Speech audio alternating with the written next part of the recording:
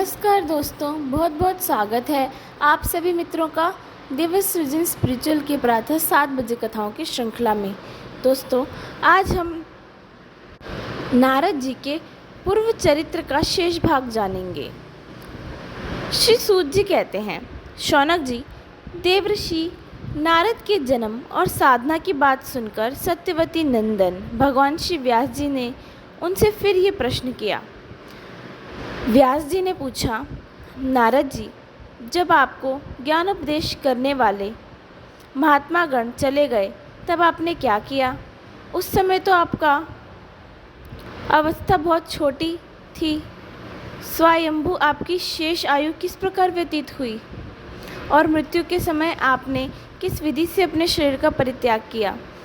देवऋषि, काल तो सभी वस्तुओं को नष्ट कर देता है, उसने आपकी इस पूर्व कल्प की स्मृति का कैसे नाश नहीं किया?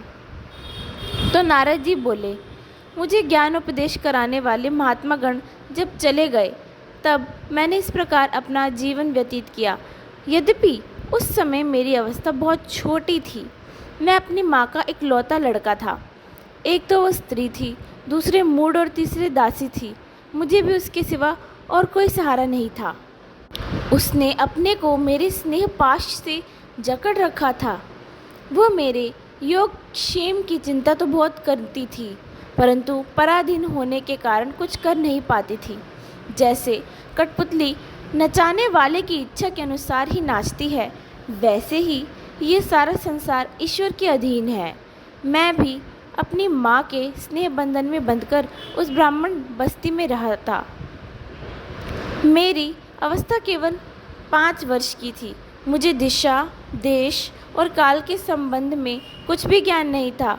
एक दिन की बात है, मेरी माँ गो धोने के लिए रात के समय घर के बाहर निकली। रास्ते में उसके पैर से सांप छू गया। उसने उस बेचारी को डस लिया। उस सांप का क्या दोष? काल की ऐसी ही प्रेरणा थी। मैंने समझा, भक्तों का मंगल चाहने वाले भगवान का यह भी एक अनुग्रह ही है। इसके बाद मैं उत्तर दिशा की ओर चल पड़ा। उस और मार्ग में मुझे अनेकों धन धान्य से संपन्न देश, नगर, गांव, अहीरों की चलती फिरती बस्तियां, खाने, खेड़े, नदी और पर्वतों के तटवर्ती पड़ाव, वाटिकाएं, वन उपवन और रंग बिरंगी धातुओं से युक्त विचित्र पर्वत दिखाई पड़े। कहीं कहीं जंगली वृक्ष थे जिनकी बड़ी बड़ी शाखाएं हाथियों ने तोड़ डाली थी। शीतल जल में भरे हुए जलाशय थे जिनमें देवताओं के काम में आने वाले कमल थे। उन पर पक्षी तरह तरह की बोली बोल रहे थे और भौरे मंडरा रहे थे। ये सब देखता हुआ मैं आगे बढ़ा। मैं अकेला ही था। इतना लंबा मार्ग तय करने पर मैंने एक घोर गहन जंगल देखा। उसमें नरकट, बांस, सेंठा, कुश, कीचड़ आदि खड़े थे। उसकी लंबाई चौड़ाई भी बहुत थी और वह सांप, उल्लू, सियार आदि भयंकर जीवों का घर हो रहा था। देखने में बड़ा भयावह लगता था। चलते चलते मेरा शरीर और इंद्रियां शिथिल हो गई। मुझे बड़े जोर की प्यास लगी। भूखा तो था ही। वहाँ एक नदी मिली। उसके कुंड में मैंने स्नान, जलपान और आचमन किया। इससे मेरी थकावट मिट गई। उस विजन वन में एक पीपल के नीचे आसन लगाकर मैं बैठ गया। उन महात्माओं से जैसा मैंने सुना था, हृदय में रहने वाले परमात्मा के उसी स्वरूप का मैं मन ही मन ध्यान करने लगा। भक्ति भाव से वशीकृत चित्त द्वारा भगवान के चरण कमलों का ध्यान करते ही भगवत प्राप्ति की उत्कट लालसा से मेरे नेत्रों में आंसू छलछला आए और हृदय में धीरे धीरे भगवान प्रकट हो गए। व्यास जी, उस समय प्रेम भाव के अत्यंत उद्रेक से मेरा रोम रोम पुलकित हो उठा। हृदय अत्यंत शांत और शीतल हो गया। उस आनंद की बाढ़ में मैं ऐसा डूब गया कि मुझे अपना और ध्येय वस्तु का तनिक भी भान न रहा। भगवान का वह अनिर्वचनीय रूप समस्त शोकों का नाश करने वाला और मन के लिए अत्यंत लुभावना था। सहसा उसे न देख मैं बहुत ही विकल हो गया और अनमना सा होकर आसन से उठ खड़ा हुआ। मैंने उस स्वरूप का दर्शन करना चाहा, किंतु मन को हृदय में समाहित करके बार बार दर्शन की चेष्टा करने पर भी मैं उसे नहीं देख सका। मैं अतृप्त के समान आतुर हो उठा। इस प्रकार निर्जन वन में मुझे प्रयत्न करते देख स्वयं भगवान ने, जो वाणी के विषय नहीं है, बड़ी गंभीर और मधुर वाणी से मेरे शोक को शांत करते हुए इसे कहा, खेद है कि इस जन्म में तुम मेरा दर्शन नहीं कर सकोगे। जिनकी वासनाएं पूर्णतः शांत नहीं हो गई हैं, उन अधकचरे योगियों को मेरा दर्शन अत्यंत दुर्लभ है। निष्पाप बालक, तुम्हारे हृदय में मुझे प्राप्त करने की लालसा जागृत करने के लिए ही मैंने एक बार तुम्हें अपने रूप की झलक दिखाई है। मुझे प्राप्त करने की आकांक्षा से युक्त साधक धीरे धीरे हृदय की संपूर्ण वासनाओं को भली भांति त्याग कर देता है। अल्पकालीन संत सेवा से ही तुम्हारी चित्तवृत्ति मुझ में स्थिर हो गई है। अब तुम इस प्राकृत मलिन शरीर को छोड़कर मेरे पार्षद हो जाओगे। मुझे प्राप्त करने का तुम्हारा यह दृढ़ निश्चय कभी किसी प्रकार नहीं टूटेगा। समस्त सृष्टि का प्रलय हो जाने पर भी मेरी कृपा से तुम्हें मेरी स्मृति बनी रहेगी। आकाश के समान अव्यक्त सर्वशक्तिमान महान परमात्मा इतना कहकर चुप हो रहे। इनकी इस कृपा का अनुभव करके मैंने उन्हें श्रेष्ठों से भी श्रेष्ठ भगवान को सिर झुकाकर प्रणाम किया।